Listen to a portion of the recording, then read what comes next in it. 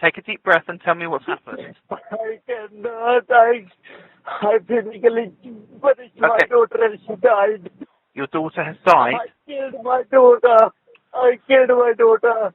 How have you killed your daughter?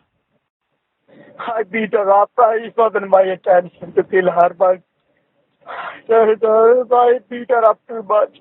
On August the 10th, 2023, Surrey police made a grim discovery.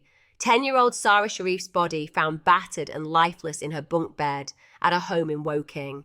Only hours earlier, her father, Irfan Sharif, had placed a frantic call, but not from the UK. He, along with his partner Bainash Batul and his brother Faisal Malik, had already fled to Pakistan. Sara's remains bore more than 70 injuries, fresh wounds and old scars, testifying to prolonged, unimaginable abuse.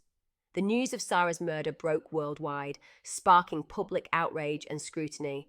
Social services, neighbours, even her former school had noted warning signs, bruises, sudden homeschooling, disturbing screams. Yet no intervention stopped this relentless cruelty. Within weeks, after an international manhunt and complex negotiations, Sharif, Batul and Malik returned to the UK and faced murder charges. At trial, jurors heard harrowing evidence, makeshift hoods used to suffocate her, blood-stained implements of torture, and chilling text messages showing Batul's knowledge of Sharif's brutal punishments.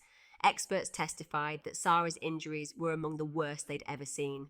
In November 2024, the jury returned its verdict. Irfan Sharif and Bainash Batul were found guilty of murder. Faisal Malik was found guilty of causing or allowing Sara's death. 1 month later, sentencing delivered the firmest possible condemnation.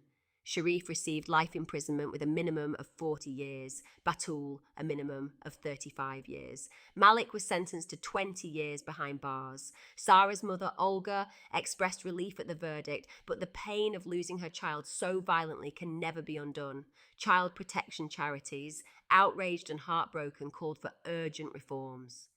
The case stands as a stark reminder. No cultural, religious, or domestic secrecy should shield abusers from justice. Sara Sharif's death will forever be a rallying cry to safeguard every vulnerable child, so no other young life endures such horror unseen.